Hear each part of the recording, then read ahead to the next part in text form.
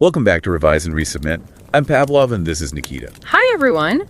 Today we're doing a deep dive, and it's a bit of a detective story in the world of statistics. Yeah, we're looking at this paper called 15 Years, 1948-2023, of Rao's Score Test, A Brief History. Catchy. It is, and it's by Anil K, Bera and Yannis Bilias. Now that name, Anil K. Bera, might sound familiar. Yeah, does that ring a bell? Yeah, it does, actually. The Mayukh test. Right, the Mayukh test, which is a really handy test to check if your data is normally distributed. Yeah, right.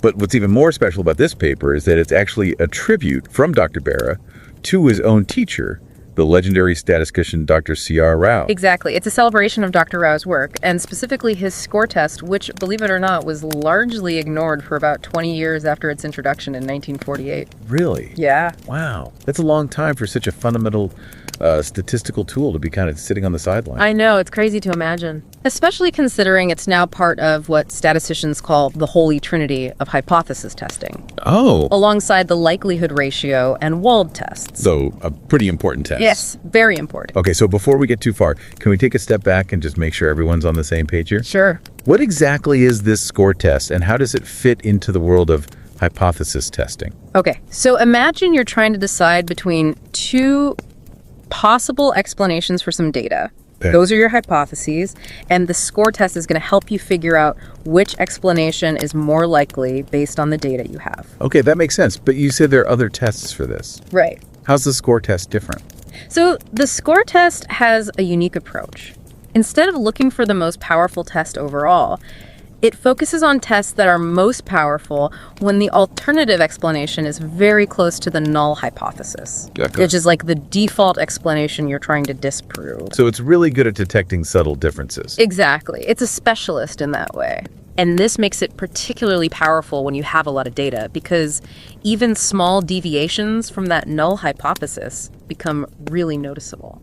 Interesting. So it's all about picking up on those subtle signals. Now, the paper mentions that the score test was initially quite theoretical. Yeah. Who was it that really brought it down to earth and made it useful in practice?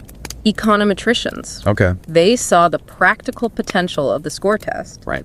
Really brought it to life with real-world applications, particularly in regression analysis. So they found this powerful tool and figured out how to use it to actually build amazing things. Exactly. I like it. Now, the paper gives some pretty mind-blowing examples of how seemingly unconnected ideas in statistics are actually deeply related. Yes. Thanks to the score test. Yes. One of the most surprising, I thought, was Pearson's goodness of fit test, Oh, yeah. which was developed way back in 1900. Long before the score test was even a glimmer in anyone's eye. So this test, which has been around for over a century, is somehow connected to the score test. It is. Okay, I'm intrigued. So Pearson's goodness of fit test is all about checking if your data fits a particular distribution. Okay. Like seeing if your data is normal distributed. What's fascinating is that this test, which was developed purely based on intuition, can actually be rigorously justified using the principles of the score test. Wow. It's like finding out that two seemingly unrelated things are actually connected by some hidden pathway. That's one for the mind-blown category. Are there any other examples of these hidden connections? Oh, definitely. Another great example is the Bera test itself, Oh, right. which we just talked about. It turns out that this test, which again checks for normality, is also deeply connected to the score test principle. So Dr. Bera essentially used his own teacher's framework to develop a new test. Exactly. That's amazing. It's a beautiful tribute. It is. And it highlights the power of the score test as a framework for developing new statistical tools. Absolutely. Okay, so we've got the Pearson's goodness of fit test. We've got the Mayukh test, both secretly connected to the score test. What other surprises are lurking in these statistical shadows? Let's talk about moment tests. Okay. Moment tests are used to check if, like, the summary measures of your data, things like the mean, the variance, and the skewness, Right. are significantly different from what you'd expect under a certain hypothesis. Right. I remember learning about moment tests. They seem pretty straightforward. They do. But how do they relate to the score test? That's where it gets really cool. Okay. Many common moment tests that are used in econometrics can actually be reframed as score tests. Hold on. So you're saying that these seemingly simple moment tests are secretly score tests in disguise? Yes. How is that even possible? It involves this bit of a mathematical magic trick. Okay. But the paper shows how it's done, and it involves cleverly choosing something called an auxiliary density function. Okay. Which essentially links moment tests to that score test framework. Okay. It's really cool. I'm going to need a minute to process that one. But it sounds like we're uncovering this whole network of hidden connections in statistics. That's what's so cool about this paper. We're peeling back the layers of statistical theory. I love it. And finding these beautiful, unexpected connections everywhere. And it all started with Dr. Rao analyzing genetic data back in the 1940s. Yeah. It's amazing how seemingly unrelated fields can be linked by these fundamental statistical principles. But I think that's a good place to pause. Catch our breath for a second. Yeah. And when we come back, we will explore how the score test was made even more powerful by addressing its robustness. Sounds good. Stay tuned.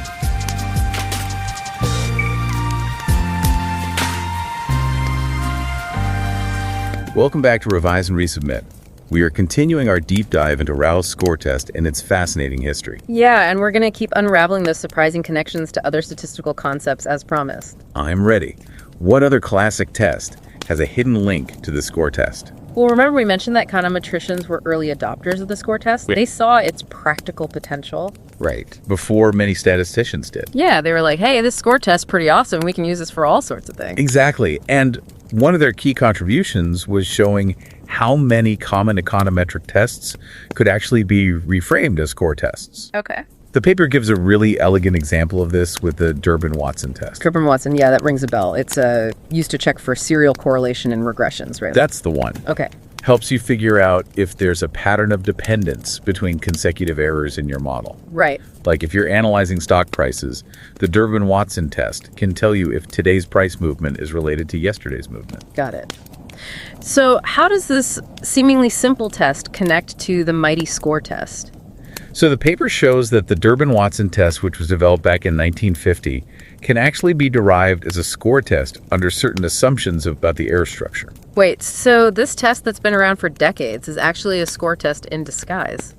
Mind blown again. I know, it's pretty cool, huh?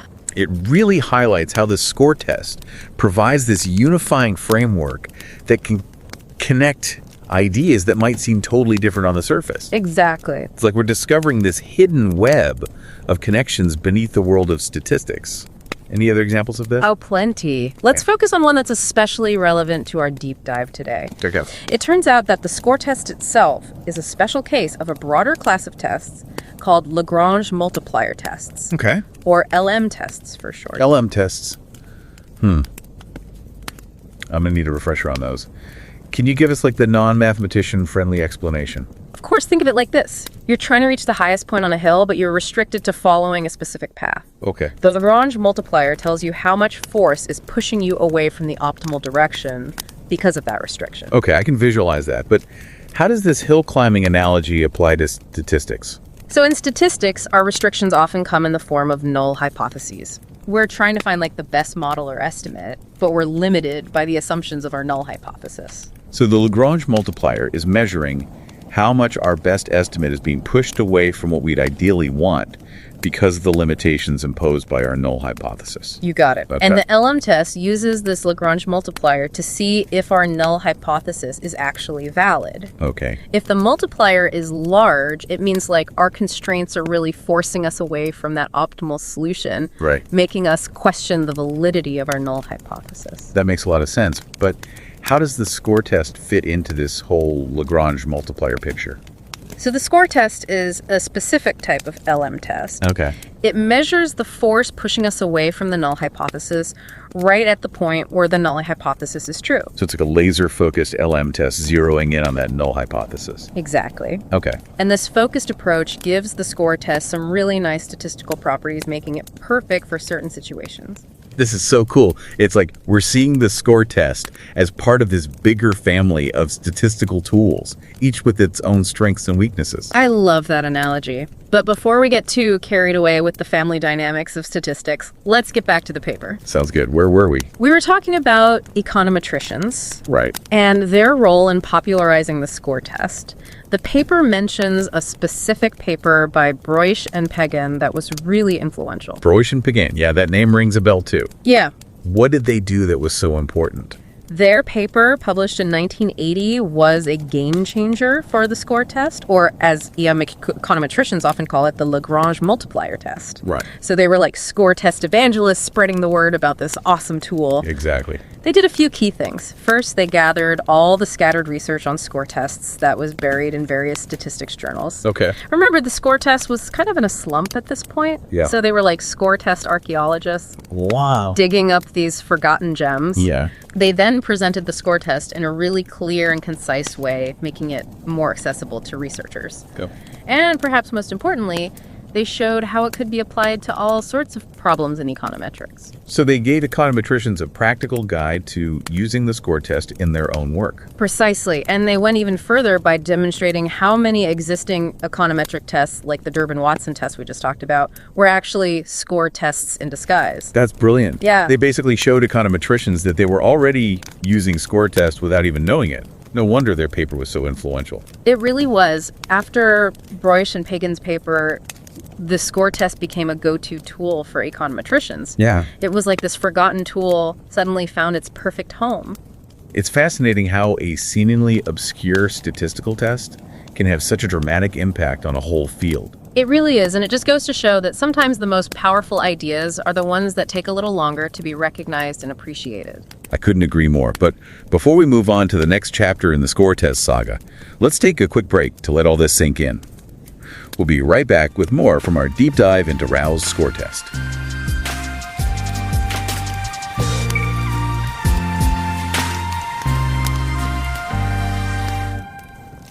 Welcome back to Revise and Resubmit.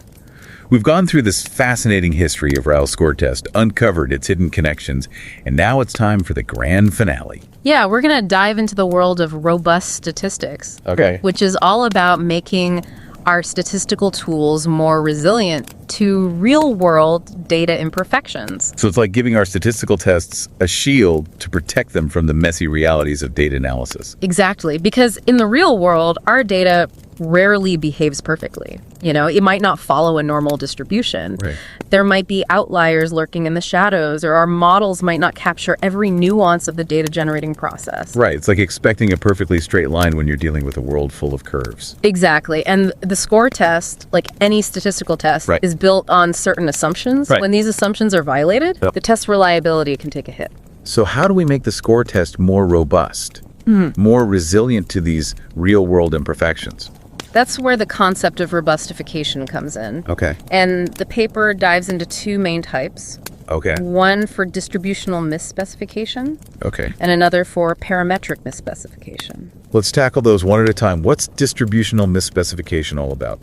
So it's when the assumed probability distribution, the shape we think our data follows, doesn't quite match the actual data we're working with. Like assuming our data is beautifully normally distributed when in reality it's got a bit of a skew or some heavy tails. Exactly. And in these cases, the standard score test might not give us the most accurate results, so we need to adjust the variance of the score function.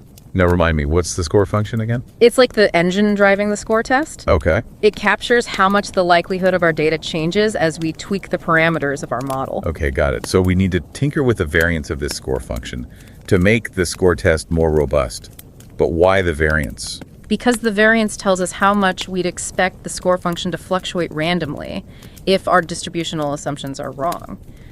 The standard variance formula might not be giving us the right picture. So we need a more robust variance estimator, one that can handle deviations from our assumed distribution. Precisely, and there are different techniques. But the basic idea is to use information from the data itself to estimate the variance. Right. Rather than relying solely on theoretical formulas derived from our potentially flawed assumptions. It's like letting the data tell us what's really going on instead of forcing it into a preconceived box. Exactly. We're being more flexible and data-driven. I like that. Letting the data guide our variance estimation. Now, does the paper give any specific examples of this type of robustification in action? It does. It revisits the Bera test, which you'll recall checks if our data matches a normal distribution by looking at its skewness and kurtosis. Right. Skewness tells us about the symmetry of the data, and kurtosis measures how peaked or flat it is.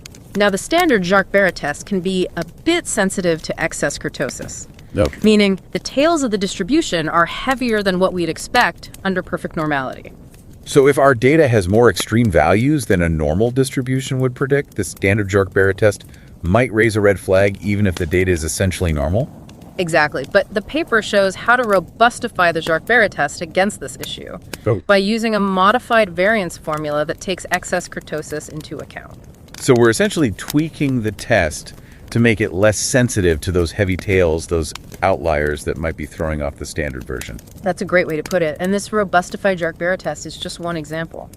The paper also shows how these same principles can be applied to make other score tests more resilient to distributional misspecifications. That's pretty impressive. It's like giving the score test an upgrade, making it even more powerful and versatile. Yeah. Now, what about parametric misspecification? What's that all about? Parametric misspecification is when the number of parameters in our model, the variables we're trying to estimate, doesn't match the true complexity of the relationship we're trying to model. So it's like trying to fit a straight line to data that's actually curved or has multiple dimensions we're not capturing. Exactly. And just like with distributional misspecification, this kind of mismatch can throw off the standard score test. So how do we robustify the score test against this type of problem?